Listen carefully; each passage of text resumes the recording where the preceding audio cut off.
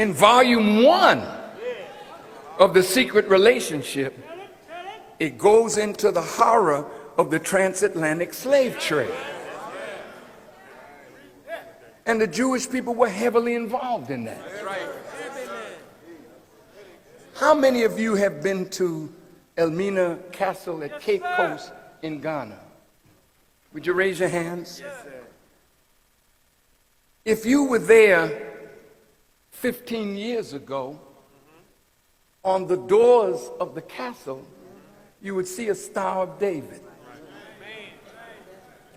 If you go there now, they took it down because they did not want you to understand the connection that they have to the transatlantic slave trade.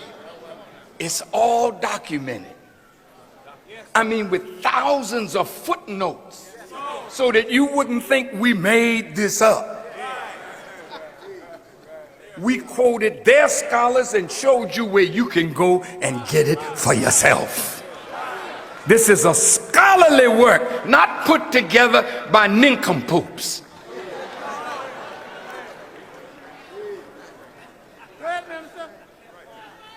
I shared it with a few white people, and they said, I never knew that before. Do you know that many white people don't really know why you are in the condition that you're in? Have you ever stopped to ask yourself why immigrants could come here and in a few years run right past us, and we've been here all this long? Is it because we're inferior, or is it because the architecture of white supremacy is nobly at work to keep you in a position that you will never rise from? Well, we're gonna see now, but you got to get the book. Yes, sir. And you got to get, where's that one on how they sold us? Didn't I have that one? Where is it? It's in the bag. Get it. Get it. A lot of stuff in the doctor's bag, you know. He's just checking the patient out to see what I can bring out as a prescription for ignorance. At the back of this book, from the Jewish Encyclopedia, quote, the cotton plantations in many parts of the South were wholly in the hands of the Jews, and as a consequence, slavery found its advocates among them. This little book that's on sale tonight shows you how they sold us. It wasn't just Gentiles. No. These were the people. In fact, in Brazil, they said on a Jewish holiday, no slaves could be bought or sold because it was a holiday. So what does that tell you about slavery in Brazil? 80 million of us down there. They didn't come there on no free ship looking for something. They were brought there as slaves. You see us in the Caribbean? We didn't come there looking to sit in the sun and get a tan. Brothers and sisters, the horror of the transatlantic slave trade and how the South became the leader in production of cotton, and the Delta in Mississippi was the greatest cotton producing part of Earth on the planet. You see, give me a mic so I can walk a little. That's right. That's right. Can I, if I go to this board, will they be able to see it? If I may? Here. Oh, I can just take the mic. Yeah, well, that's right. Time to start taking things that belong to us.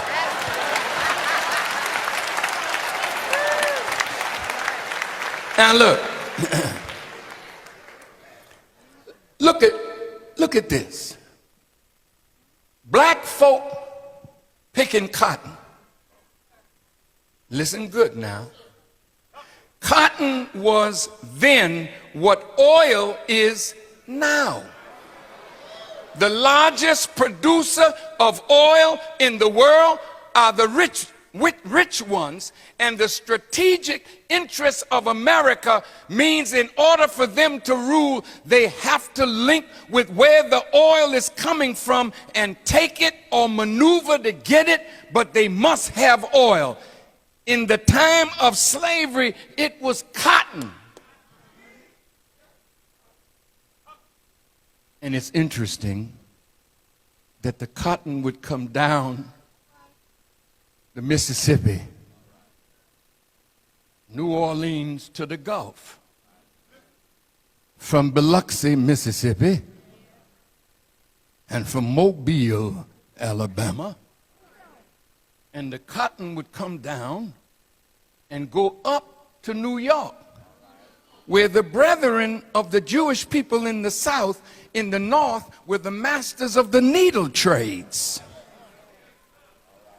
And they had their brothers also in the South taking the lint from the cotton and producing cloth through weaving.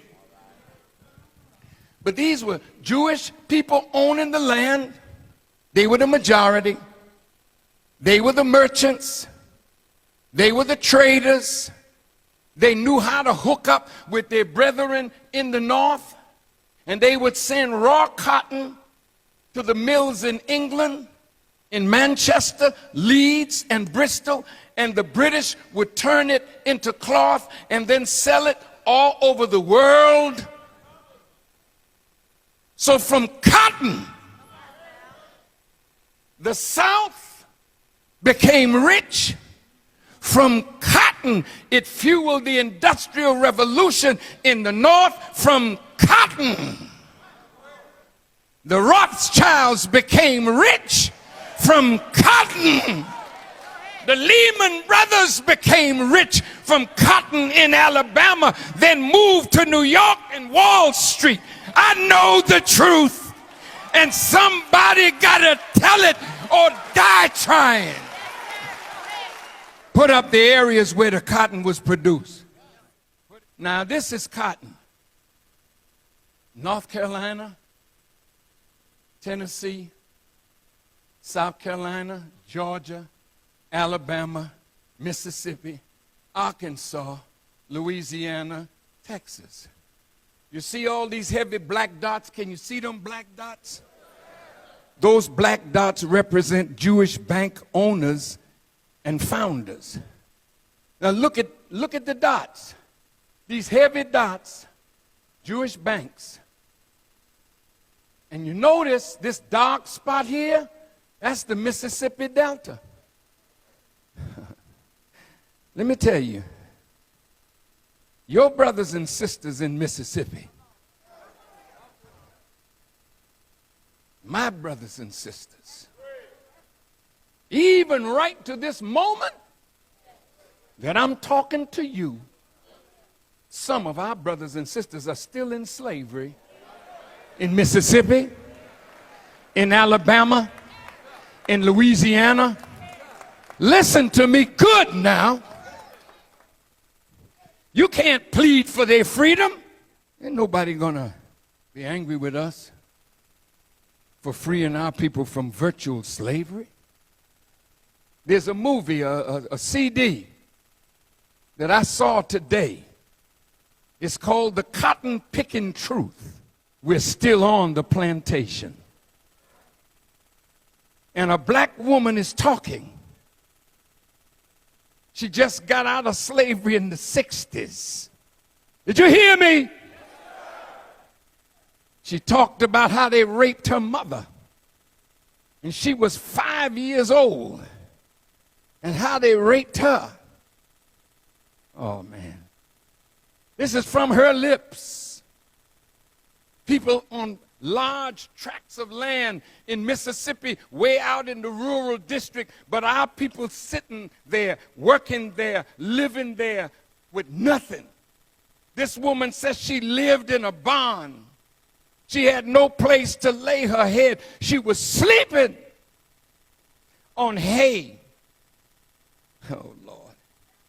And she said she would eat crickets. Sometime there'd be a worm, and she would bite a piece and give a piece of the worm to her children. Anything that came in front of them, they had to kill it in order to eat. This wasn't in 1850, 1860. This is in 1960. Let's go to this board again. All these dots that look like zeros, they were Jewish bank presidents, vice presidents.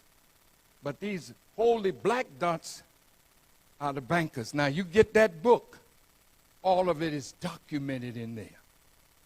We have the names of the bankers. Lord have mercy. See, the messenger of God said, anything you want to find is written in a book. But if we don't read, how will we know? The research society in the nation researched it. And now we're going before the world with it. Why? What's the purpose? I'll tell you that in a minute. You see all these little dots here? Little dots. Look like somebody got measles. See, these are the stores of the merchants on the plantation. That while you were working on the plantation, you couldn't buy from nobody but the owner of the store on the plantation. You would pick the cotton, and you would get your bacon or whatever you needed from the store, and they would write it down in a book. And by the time the harvest season had come, you go back to get your pay. You find the manipulation of the books that you still owed money. So you had to stay on the plantation. Listen, they forced black people back on the plantation. It's going on now.